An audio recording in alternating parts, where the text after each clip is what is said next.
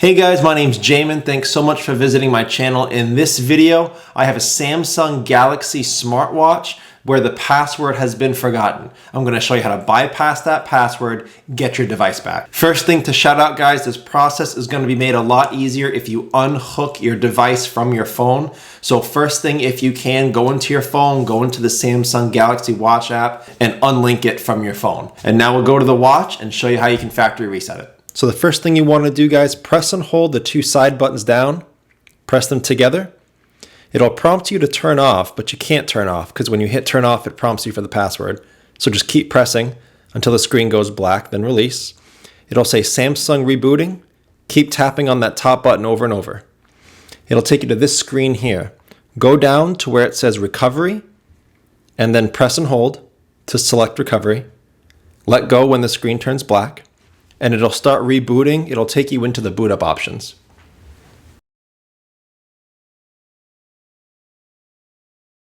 On this next screen, you're going to use your bottom key this time.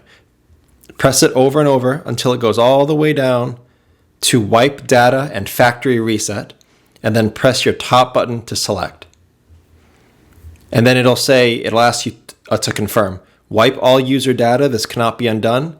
Use your bottom button to navigate down to factory reset. Hit your top button to select it. And it'll start the factory reset process. And then it's going to say reboot system now. Use your top button to select yes.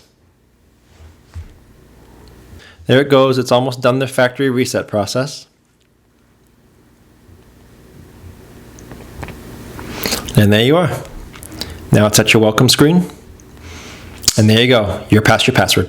Okay, so that was the procedure, not terribly complicated. It may be a little tricky with those buttons, getting the right one at the right time, but this process should help you factory reset the device, get the device back if you forgot your password. So any questions, guys, check out the FAQs in the description first. It could save you some time getting an answer. If you do need to leave me a question or comment, please do. I do try to get to those several times a day.